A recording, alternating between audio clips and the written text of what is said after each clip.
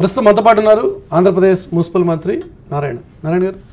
రాజధాని నిర్మాణానికి సంబంధించి కీలకమైన భూసేకరణ కార్యక్రమంలో భూసేకరణకి సంబంధించి మీరు ఇచ్చినటువంటి ఉత్తర్వులు ఇంతకీ ఉన్నాయా లేవా? అవి ల్యాండ్ పుల్లింగ్ ద్వారా యాక్చువల్గా జనవరి 2 స్టార్ట్ చేస్తే ఫిబ్రవరి 28కి దాదాపు 33,000 ఎకరాలు అయిపోయింది. అయితే కేవలం 2,800 ఎకరాలు పెండింగ్ ఉంది. ఆ తర్వాత కూడా దాదాపు 1000 ఎకరాలు ఇవ్వడం జరిగింది. ఇంకొక 1800 ఎకరాలు మాత్రమే పట్టాదారులు, అసైన్మెంట్ కాకుండా పట్టాదారులు ఇవ్వాల్సి ఉంది. దాని ప్రాసెస్ యాక్చువల్గా జరుగుతుంది. యాక్చువల్గాను వీలైనంత తొందరలో దాన్ని కూడా రైతులకు నచ్చజెప్పి ఆ ప్రాసెస్ని కంప్లీట్ చేస్తాం. ఇంతకీ ల్యాండ్ ఎక్విజిషన్కి సంబంధించి ల్యాండ్ ఎక్విజిషన్ ఫార్ములా వెళ్ళదలుచుకున్నారా, లేక గతంలో మాదిరిగా ల్యాండ్ పూలింగ్ విధానంలో ప్రభుత్వం ఇంకా వెళ్ళదలుచుకుందా? అంటే సీఎం గారు చెప్పింది ఏంటంటే, ఇప్పుడు రైతులు ఇస్తారంటే ఫస్ట్ ల్యాండ్ పూలింగ్ మీద తీసుకోండి, తర్వాత చూస్తామన్నారు. అందువల్ల ప్రస్తుతం ల్యాండ్ పూలింగ్ దాని మీద కంటిన్యూ చేస్తాం. మీకైతే ఇంకా కన్విన్స్ చేసేటువంటి నమ్మకం ఉందా? రైతులు కన్విన్స్ చేయగలరు అనుకుంటున్నారా? ఖచ్చితంగానండి, 100% అందరినీ కన్విన్స్ చేస్తాం. వీలైన తొందరలో ఆ ప్రక్రియ కంప్లీట్ చేస్తాం. ఇప్పటికీ చాలామంది కోర్టులు ఆశ్రయిస్తున్నారు, ఆ ప్రక్రియ ఉంది. ఇది రాజధాని నిర్మాణానికి ఆటంకి కాదంటారా? కోర్టును ఆశించిన కోర్టు కూడా చాలా క్లియర్గా ఇచ్చింది, హైకోర్టు కానీ సుప్రీంకోర్టు కానీ. ఎందుకంటే 33,000 ఏకర్స్ అయిన తర్వాత కేవలం కొద్ది ఎకరాల ఉండేవాళ్ళు ఎందుకు అబ్జెక్షన్ పెట్టమని. అందువల్ల కోర్టులు కూడా ఫేవర్గానే ఇవ్వడం జరిగింది. నెక్స్ట్ ఫేజ్ 2 రాజధాని నిర్మాణం. దీనికి సంబంధించి ఇప్పటికే సింగపూర్ ప్రభుత్వం నుంచి మాస్టర్ ప్లాన్ తీసుకున్నారు.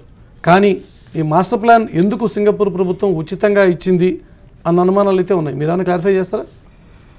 అంటే మన యొక్క ముఖ్యమంత్రి గారు ఎలక్షన్స్ ముందు చాలా క్లియర్గా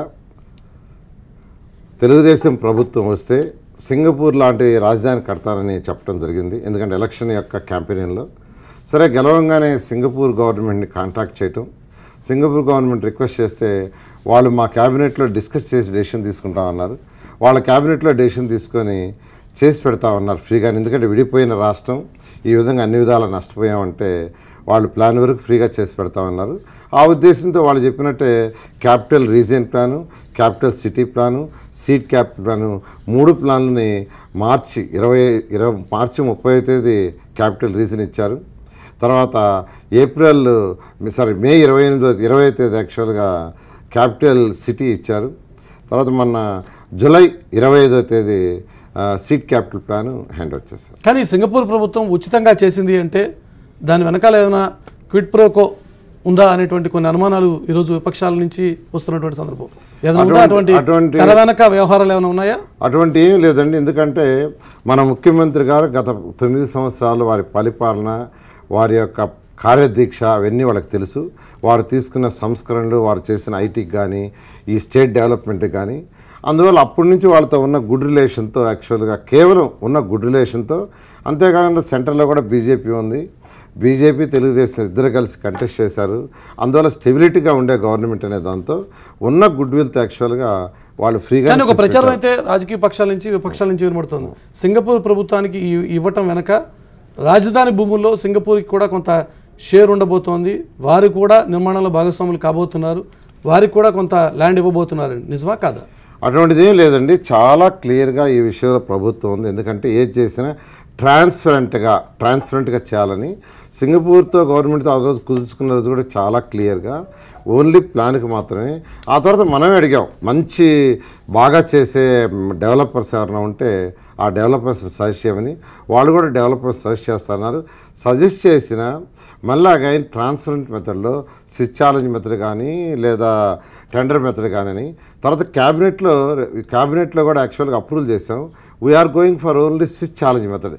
ఎవరికి కూడా ఈ సింగపూర్ కానీ ఎవరికి కూడా భూములు ఉచితంగా ఇవ్వము, ఖచ్చితంగా టెండర్ ప్రాసెస్లోనే దాన్ని చేస్తాం. కానీ సింగపూర్ ప్రభుత్వానికి కానీ సింగపూర్ ప్రభుత్వం సజెస్ట్ చేసినటువంటి వ్యక్తులు సంస్థలకు కానీ భూములు ఇచ్చేటువంటి అవసరం లేదు, కాంట్రాక్ట్ ఇచ్చేటువంటి అవకాశం లేదు అని మీరు స్పష్టంగా చెప్పగలుగుతారా?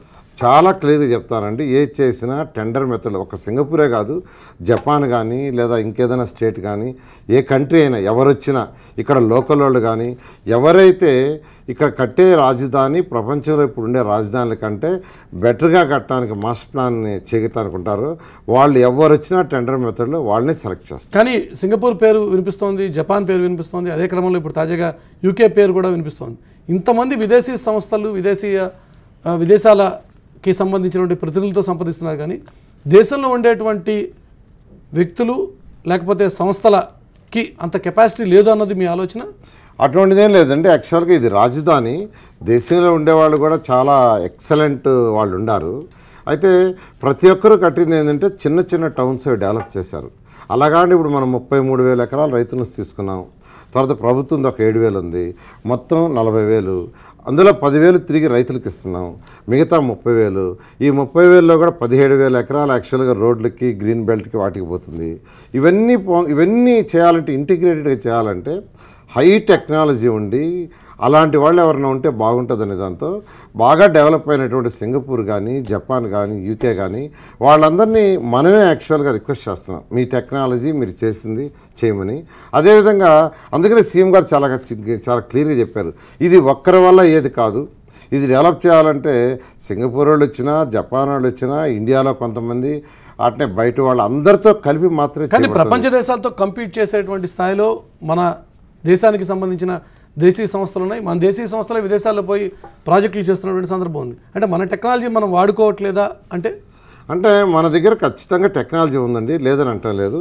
అయితే వాళ్ళ దగ్గర ఇంకా కొంత బెటర్. ఇప్పుడు సింగపూర్ ఉంది, సింగపూర్ పోలీస్ వ్యవస్థ తీసుకుంటే ఎక్కడా పోలీస్ అవ్వడరు, టోటల్గా వాళ్ళు సీసీటీవీ కెమెరాలు వాటి ద్వారా మానిటరింగ్ చేస్తున్నారు. అదేవిధంగా మీరు జపాన్ చూస్తే, జపాన్లో రోడ్లు కానీ, వైడింగ్ రోడ్స్ కానీ, ప్లాట్ఫామ్స్ కానీ, ఆ సిస్టమ్ అంతా చూస్తే డిఫరెంట్గా ఉంటుంది. అంటే కొంత అడ్వాన్స్ అయ్యారు. అందువల్ల వాళ్ళ అడ్వాన్స్ టెక్నాలజీ కూడా మన దగ్గర ఉన్న టెక్నాలజీతో మిక్స్ చేసుకొని బెటర్గా చేయాలని. కానీ ఇక్కడే మీకు కేంద్ర ప్రభుత్వానికి మధ్య కొంత గ్యాప్ ఉందనుకోవాలా? మీరు రాజధాని పేరు మీద ఒక సిటీ నిర్మించాలనుకుంటున్నారు, కానీ కేంద్ర ప్రభుత్వం రాజధానికి సంబంధించినటువంటి అమౌంట్స్ మాత్రమే రిలీజ్ చేస్తూ ఉంటుంది. నిధులు అనేది ఒక ఇంపార్టెంట్ ఇష్యూ అండి. యాక్చువల్గా ఆ రోజు ప్రైమ్ మినిస్టర్ గారు, ఇప్పుడు ప్రైమ్ మినిస్టర్ మోడీ గారు యాక్చువల్గా తిరుపతి సభలో చాలా క్లియర్గా చెప్పారు పబ్లిక్ మీటింగ్లో, మీకు చాలా నష్టం జరిగింది, ఈ రాష్ట్రం విడిపోయిన తర్వాత ఈ ఆంధ్రప్రదేశ్కి చాలా నష్టం జరిగింది, కాబట్టి మీరు ఢిల్లీ కంటే బెటర్ రాజధాని కట్టేదిగా డిజైన్ చేసుకొని మేము సహాయం చేస్తున్నారు.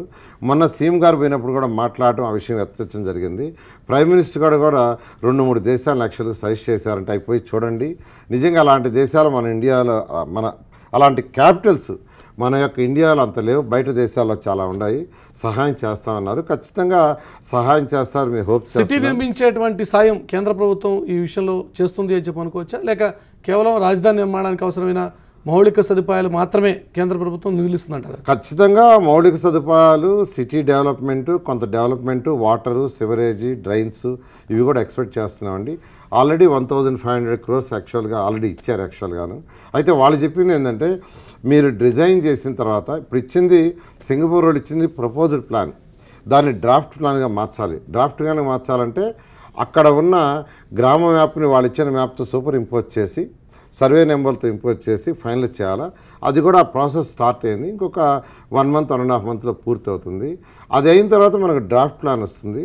డ్రాఫ్ట్ ప్లాన్ వచ్చిన తర్వాత పబ్లిక్లో పెట్టి సజెషన్స్ తీసుకొని ఫైనల్ చేస్తాం. అది చేసిన తర్వాత ప్రైమ్ మినిస్టర్ గారిని మళ్ళీ అప్రోచ్ అవ్వడానికి నిర్ణయించుకున్నాం. రాజధాని ప్రాంత రైతులకు ఉన్నటువంటి మరొక కీలకమైనటువంటి అనుమానం, సరే ఈ ప్రభుత్వం భూములు తీసుకుంటోంది, కానీ రాబోయేటువంటి ఎన్నికల్లో ఈ ప్రభుత్వం, ఈ పార్టీ అధికారంలోకి రాకపోతే మా గతి ఏంటి అనేటువంటి ఒక అనుమానం అయితే రైతులకు ఉంది. ఏం సమాధానం చెప్తారు?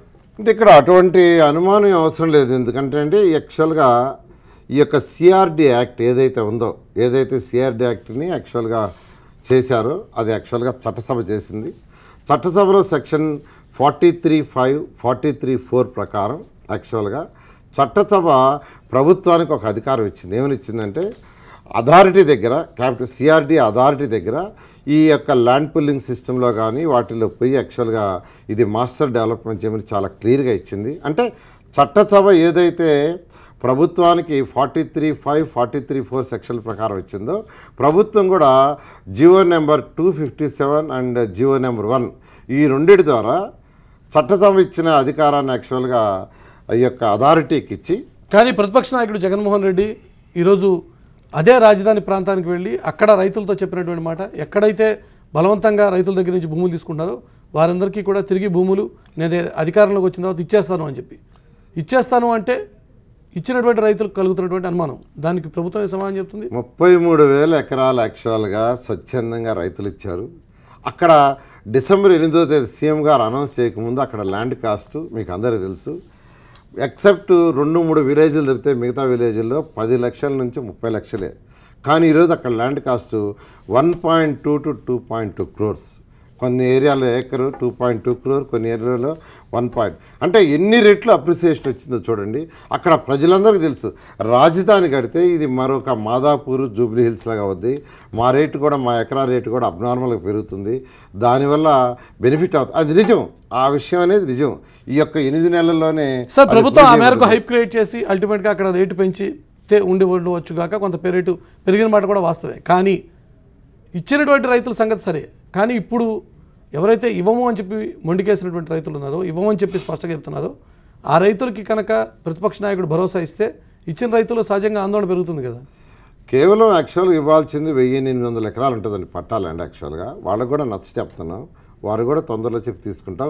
ఎవ్వరు కూడా అక్కడ ఎవరికి కూడా ఎటువంటి డౌట్ లేదండి. ఎందుకంటే రైతులతో నేను గ్రామాల్లో 29 గ్రామాల్లో తిరుగుతుండా, ఆల్మోస్ట్ వారంలో 5-6 రోజులు గ్రామాల్లో రైతులతో వాళ్ళతోనే తిరుగుతూ ఉండే. యాక్చువల్గా సిఆర్డీలో ఉంటుండా వాళ్ళందరికీ ఈ ప్రభుత్వం మీద, ఈ ముఖ్యమంత్రి మీద 100కి 100 పాళ్ళు ఉంది. ఎటువంటి పరిస్థితుల్లో కూడా 2019కి ఫస్ట్ ఫేజ్ రాజధాని కంప్లీట్ చేస్తాం. ఫస్ట్ ఫేజ్ రాజధాని అంటే మా ఉద్దేశంలో ప్రభుత్వానికి సంబంధించిన సెక్రటరియట్ కానీ, రాజ్భవన్ కానీ, తర్వాత హెచ్ఓడీల ఆఫీసులు కానీ, క్వార్టర్స్ కానీ చేస్తూ అక్కడ మాస్టర్ ప్లాన్.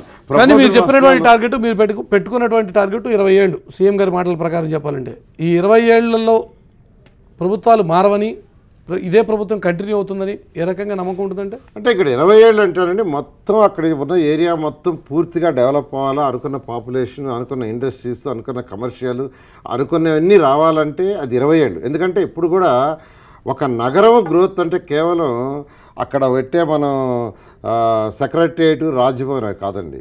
అక్కడ వచ్చే ఎకనామిక్ యాక్టివిటీ, ఎన్ని కమర్షియల్ యాక్టివిటీస్ వస్తాయి, ఎన్ని ఇండస్ట్రీస్ వస్తాయి, దానివల్ల ఇంత ఉద్యోగత వస్తుంది, ఎంత ఆర్థిక స్తోమత పెరుగుతుంది, individual income per capital income ఎంత పెరుగుతుంది అనేది ఈ మొత్తం ప్రాసెస్కి 20 ఏళ్ళు మా సీఎం గారు చెప్పేది.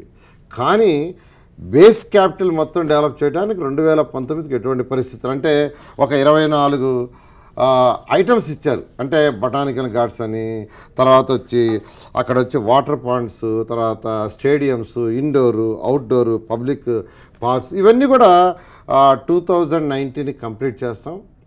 తర్వాత ఫర్దర్ డెవలప్మెంట్ ఎకనామిక్ యాక్టివిటీస్ అనేది it takes time. Me department విషయానికి వస్తే మున్సిపల్ మంత్రిగా ఇప్పటికి 14-15 నెలలు అయింది, బాధ్యతలు తీసుకున్నారు. కనీసం ఇప్పటికన్నా మంత్రిగా మీకు మీ డిపార్ట్మెంట్ మీద హోల్డ్ వచ్చిందా? ఖచ్చితంగానండి. యాక్చువల్గా మా డిపార్ట్మెంట్ ఇప్పుడు చాలా బాగా చేస్తుంది. ఈ యొక్క సమ్మర్లో వాటర్ ప్రాబ్లం వచ్చిన మదనపల్లి లాంటి ప్లేస్లో అంతకుముందు 5 డేస్కి ఒక రోజు డ్రింకింగ్ ఇస్తుంటే అటువంటి దాన్ని 2 డేస్కి ఒక రోజు తీసుకొచ్చారు. అదేవిధంగా చిత్తూరులో కొన్ని వార్డులలో అసలు వాటరే ఇచ్చేవాళ్ళు కాదు, ఎప్పుడో 10 డేస్కి, అటువంటిది కూడా 2 డేస్కి.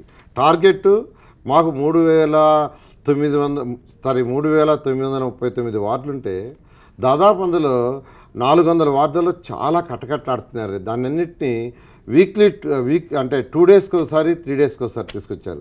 అంతకుముందైతే 10 డేస్, 8 డేస్కి ఉండేది. కానీ ఇప్పటికీ చాలా మున్సిపాలిటీలు తీవ్రమైనటువంటి ఆర్థిక సంక్షోభంలో కొట్టుమిట్టాడుతున్నాయి. ఎంప్లాయీస్కి జీతాలు ఇవ్వలేనటువంటి స్థాయిలో ఉన్నటువంటి మున్సిపాలిటీలు, వాటిని ఉద్ధరించే కార్యక్రమం ఏమైనా చేస్తున్నారా? ఖచ్చితంగానండి. ఆర్థికంగా 110 మున్సిపాలిటీస్లో 72 మున్సిపాలిటీస్ చాలా సఫర్ అవుతున్నాయి.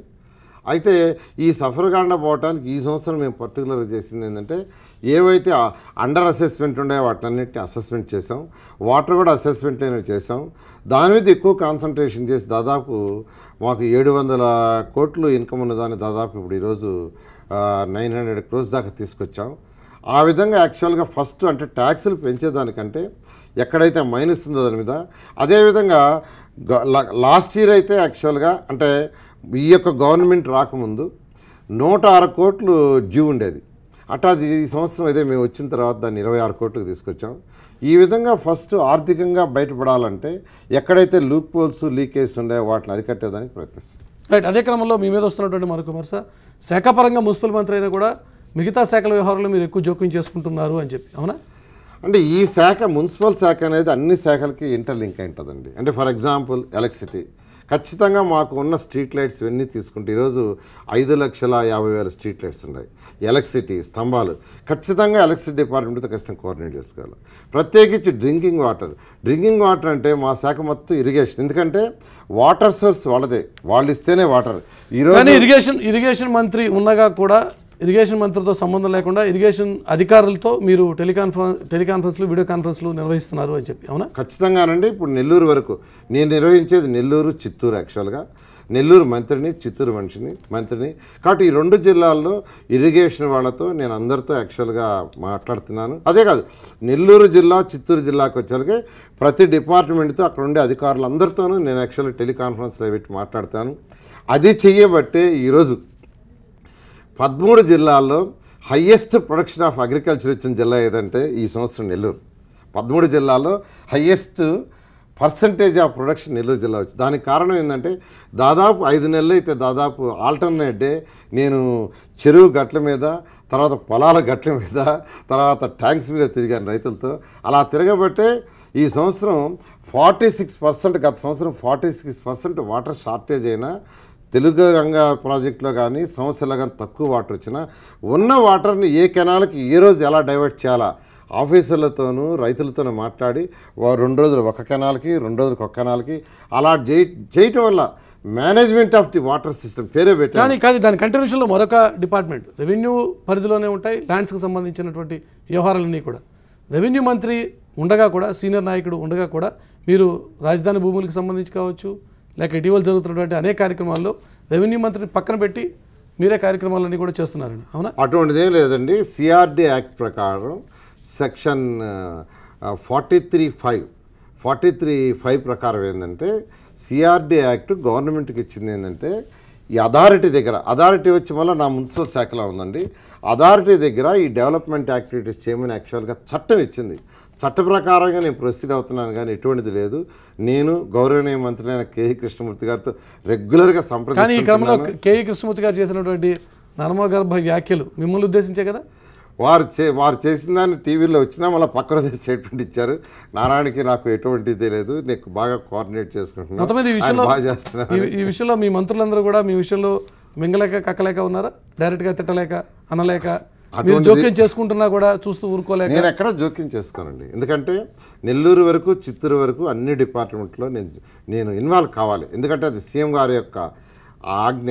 నేనే కాదు, ప్రతి జిల్లా మంత్రి వాళ్ళ జిల్లాలో ఉన్న ప్రతి డిపార్ట్మెంట్ని రివ్యూ చేసి డెవలప్ చేయాలని దాంతో. అయితే నేను కొద్దిగా డీప్గా యాక్చువల్గా చేస్తున్నాను. వాస్తవమే తెలుగుదేశం పార్టీ వాళ్ళు పుట్టిన పార్టీ కాదు, ఇన్ని సంవత్సరాలు, ఇన్ని దశాబ్దాలు అనుభవం ఉన్నటువంటి పార్టీ. ఆ పార్టీలో చాలామంది సీనియర్ నాయకులు ఉన్నారు, సీనియర్ మంత్రులు కూడా ఉన్నారు. వారందరినీ కాదని ఈరోజు అన్ని కీలకమైనటువంటి బాధ్యతలు నారాయణ గారికి అప్పచెప్తున్నారా అంటే? అటువంటిదేం లేదండి. యాక్చువల్గా హుద్హుద్ తుఫాన్ తీసుకుంటే మేజర్ మాదే జరిగిందంతా. విశాఖపట్నం టౌన్లో డ్యామేజ్, రోడ్లు క్లీన్ చేయటం కానీ, వాటర్ ఇవ్వటం కానీ, ఇటువంటివన్నీ మాదే. అదేవిధంగా ఈరోజు పుష్కరాలు తీసుకుంటే పుష్కరాల్లో టోటల్ మాదే. అక్కడ రోడ్లు, cleaning, drainage, everything is, water supply, everything మా డిపార్ట్మెంటే. రాజధాని తీసుకుంటే సిఆర్డి యాక్ట్ ప్రకారం అది యాక్చువల్ మున్సిపాలిటీ. కాబట్టి ఏదైనా తీసుకుంటే దాని మీద డీప్గా తీసుకొని ఆ వర్క్ పూర్తయ్యేదాకా చేస్తానండి. అందువల్ల నేను యాక్చువల్గా ప్రతి మంత్రితో ఈరోజు మాకున్న సీనియర్ మంత్రులు అయినటువంటి 2 డిప్యూటీ సీఎంలు కానీ, లేదా యనమల రామకృష్ణ లాంటి సీనియరు, మిగతా సీనియర్ నాయకులు అందరితో నేను చాలా క్లోజ్గా ఉంటాను. వాళ్ళందరూ సలహాలు కూడా తీసుకుంటుంటాను. అది కూడా చెప్తున్నాను. ప్రతి ఒక్కరితో సలహాలు, సంప్రదింపులు కూడా చేసి, ఎందుకంటే వాళ్ళకి అపారమైన అనుభవం ఉంది. అంతేనా? మీకేమైనా ఒక స్పష్టమైన ఎజెండా ఉందా? దూసుకుపోయేటువంటి క్రమంలో ఒక స్పష్టమైనటువంటి హిడెన్ ఎజెండా? నాకు యాక్చువల్గా మొదటి నుంచి నా ఎడ్యుకేషన్ ఇన్స్టిట్యూషన్స్లో నేను రన్ చేసినప్పుడు, ఇప్పుడంటే మా పిల్లలకు వదిలేశాను, నేను అక్కడ రిజైన్ చేశాను.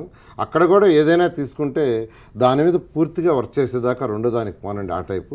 అదేవిధంగా ఇప్పుడు చేస్తున్నాను. అంతకుమించి ఏమీ లేదు, నాకు ఎటువంటిది లేదు. నాకు ఎందుకంటే వర్క్ చేయటం, తీసుకున్న అసైన్మెంట్ని 100% సక్సెస్ చేయటం ఒకటే, that is only my aim అండి. కానీ ప్రస్తుతం వియంకులు కాబోతున్నటువంటి మీరు, గంటా శ్రీనివాస్ గారు, ఆల్రెడీ ఆయన విద్యాశాఖ మంత్రి, మీరు విద్యా సంస్థలకు సంబంధించినటువంటి అధినేత. మొత్తంగా రాష్ట్రానికి సంబంధించిన విద్యాశాఖ మంత్రాన్ని మీ చేతుల్లోకి, మీ గుప్పిట్లోకి తీసుకోదలుచుకున్నారా? అటువంటిది ఏం లేదండి. ఎందుకంటే నారాయణ ఇన్స్టిట్యూషన్స్ అనేవి స్టాండర్డ్గా చేస్తున్నారు. ఇప్పుడు మా పిల్లలు 2 కూతుర్లు, అల్లుడు కూడా 2 అవుతున్నారు, మొత్తం 4 సన్ ఉన్నారు. వాళ్ళు చక్కగా, ఎందుకంటే నేను ఇక్కడికి వచ్చే ముందు యాక్చువల్గా రాజకీయాలను దృష్టిలో పెట్టుకొని 2011 నుంచే మా పిల్లలందరినీ ట్రైనింగ్ చేశాను. 2011 నుంచి 11, 12, 13, 14 నుంచే వాళ్ళకి తరువుగా ట్రైనింగ్ ఇచ్చాను. యాక్చువల్గా అప్పటి నుంచే బాగా చేసుకుంటున్నారు. పూర్తిగా వాళ్ళకి కంప్లీట్గా వదిలేశాను. నేనైతే మంత్రి అయిన తర్వాత ఈ యొక్క 15 నెలల్లో మా ఇన్స్టిట్యూషన్లో ఒక 3 ఫంక్షన్స్కే పోయాయి, ఇందరికి పోలేదు. ఎందుకంటే దే ఆర్ డూయింగ్ ఎక్సలెంట్. అందువల్ల అటువంటిది ఏమీ లేదు. అది వాళ్ళు యాక్చువల్గా దే ఆర్ డూయింగ్ దట్. కానీ విద్యా సంస్థల అధినేతగా ఆల్రెడీ మీరు ఉండనే ఉన్నారు, వ్యవస్థాపకుడిగా. విద్యాశాఖ మంత్రి ఎలాగూ మీ వ్యయంకుడే, మొత్తంగా కలిపి విద్యాశాఖ మున్సిపల్ శాఖ రెండు మన కంట్రోల్లోనే ఉండబోతున్నాయి ఇప్పుడు. అంటే కంట్రోల్లో ఉండాల్సిన అవసరం లేదండి. గత 10 సంవత్సరాలు ప్రతిపక్షం వేరే గవర్నమెంట్ ఉన్నా మా యొక్క దాని సిస్టమ్ ప్రకారం పోయింది. అది దానికేమీ స్పెషల్గా ఇది కాదు. Everything as per rules and regulations. అంతేకాదు ఒక ఆంధ్రప్రదేశ్లోనే కాదు, నారాయణ గ్రూప్కి యాక్చువల్గా దాదాపు 12 స్టేట్స్లో ఇన్స్టిట్యూషన్స్ ఉన్నాయి. My son and they are taking care of. కానీ కడపలో జరిగినటువంటి తాజా ఉదంతం 2 పిల్లలు ఆత్మహత్య చేసుకునే వ్యవహారం, మొత్తంగా ఈ క్రమంలో గడిచిన 6 నెలల్లో 14 మంది విద్యార్థులు మీ సంస్థలో ఆత్మహత్యలు చేసుకున్నారన్నది ప్రతిపక్ష నాయకుడు అభియోగం. అంటే మా సంస్థలో యాక్చువల్గా మొత్తం 14 తప్పండి. యాక్చువల్గా ఇవాళ కూడా నిన్న కూడా యాక్చువల్గా దీనికి ఇచ్చారు అసెంబ్లీకి. యాక్చువల్గాను మా సంస్థలో జరిగింది తక్కువ, అసెంబ్లీకి ఇచ్చింది. ఎందుకంటే వేరే సంస్థల గురించి నేను చెప్పడం కరెక్ట్ కాదు. యాక్చువల్గా మా సంస్థలో జరిగింది చాలా తక్కువ. యాక్చువల్గా అసెంబ్లీలో రిపోర్ట్ ఇచ్చారు, అఫీషియల్ రిపోర్ట్. మంత్రిగా ఉన్నారు కాబట్టి ఇటువంటి అంశాలు తెర మీదకి రాకుండా జాగ్రత్త పడుతున్నారు మీరు ఏమన్నా? అంటే తెరవిగండి రాడు, ఇది పబ్లిక్ అండి. ఇది చిన్న ఒక విషయం అంటే ఒక ఇన్స్టిట్యూషన్ అంటే 1000 మంది ఉంటారు. ఏదైనా చిన్నది జరిగినా ఇమీడియట్గా 5 నిమిషాల్లో వెళ్ళిపోతుంది. అందువల్ల దాచిపెట్టేది దాగేది అనేది ఒక ఇన్స్టిట్యూషనే కాదు, ఏ ఇన్స్టిట్యూషన్ అయినా దాచిపెట్టేది ఉండదు. కానీ విద్యా సంస్థలో జరుగుతున్నటువంటి ఈ ప్రెషర్, విద్యార్థుల మీద పడుతున్నటువంటి ఈ ఒత్తిడి గురించి సమగ్రమైనటువంటి అధ్యయనం జరగాల్సినటువంటి అవసరం లేదంటారా? ఖచ్చితంగా ఉంది, అధ్యయనం చేయాలా. దానికి తగ్గ ఇండియా మొత్తం, ఒక్క ఆంధ్రప్రదేశే కాదు, మీరు స్టాటిస్టిక్స్ తీసుకుంటే ఇండియా మొత్తం ఇదే పరిస్థితి ఉంది. ఇండియా మొత్తం యాక్చువల్గా అధ్యయనం చేయాల్సి ఉంది. ఇండియానే కాదు, ఇతర దేశాల్లో కూడా ఎలా జరుగుతుందో, ఎందుకు జరుగుతుందో మనం ఆ యొక్క ఎక్స్పీరియన్స్ కూడా తీసుకొని ఎక్కడ తక్కువ జరుగుతుందో, ఏ కంట్రీలో తక్కువ జరుగుతుందో, ఏది ఈ యొక్క సూసైడ్స్ అలా తక్కువ జరగడానికి కారణాలు అధ్యయనం చేసినప్పుడు అటువంటి పాలసీస్ ఇక్కడ మనం చేసినప్పుడు బెటర్గా చేయగలం. అది అంతేనా, లేక ఆల్రెడీ మంత్రిగా ఉన్నారు కాబట్టి, అధికార పార్టీలో ఉన్నారు కాబట్టి, అటు అధికార పార్టీని ఇటు విపక్షాలని మీడియాని కూడా ఈ విషయంలో మేనేజ్ చేస్తున్నారని చెప్పి అనుకోవాలి? ఇక్కడ మీడియా మేనేజ్ చేసేది జరిగితే మీరు 5 నిమిషాలు టీవీ పెట్టేస్తారు, 5 నిమిషాలు స్ప్రెడ్ అవుతుంది. కాబట్టి ఈ రోజుల్లో ఎక్కడ ఏ చిన్న విషయం జరిగినా దాచిపెట్టలేము. ఎందుకంటే విద్యార్థులు 1-2 ఉండేది కాదు, ఒకరో ఇద్దరు ఉంటే దాచిపెట్టేది. 1000 మంది ఉండే విద్యార్థుల దగ్గర ఎక్కడ కూడా ఎవరు 1000 మంది కాదు, ఒక 10 మంది ఉన్నా 15 మంది ఉన్నా కానీ ఎక్కడ దాచిపెట్టలేరు. ఇక్కడే కాదు, ఏ గవర్నమెంట్ ఇన్స్టిట్యూషన్ అయినా ప్రైవేట్ ఇన్స్టిట్యూషన్ అయినా జరిగింది ఆటోమేటిక్గా వచ్చేస్తుంది. చివరిగా మరొకసారి మీ యాక్టివ్ రోల్ గురించే మాట్లాడితే, హిడెన్ ఎజెండా ఉందా అన్న మాటకి మీరు ప్రతి విషయంలోనూ చాలా డీప్గా ఇన్వాల్వ్ అవుతానంటున్నారు. అల్టిమేట్గా మీ గోల్ సీఎం కావాలన్నా? అటువంటిది ఏం లేదండి. ఎందుకంటే నాదొకటే యాక్చువల్గా, ఏ వర్క్ మా సీఎం గారు ఇచ్చినా దాన్ని తూచా తప్పకుండా 100% సక్సెస్ చేయటమే ఒకటేను. అసలు ఎటువంటి వేరే ఆలోచనలు ఉండవు. ఎందుకంటే మనం తీసుకున్న వర్క్లో 100% సక్సెస్ చేస్తే సాటిస్ఫాక్షన్ ఉంటుంది. That is the only thing, that is the only my agenda. ఎందుకంటే నా ఇన్స్టిట్యూషన్లో నేను అంతకుముందు గ్రో అయింది కూడా ఇదే.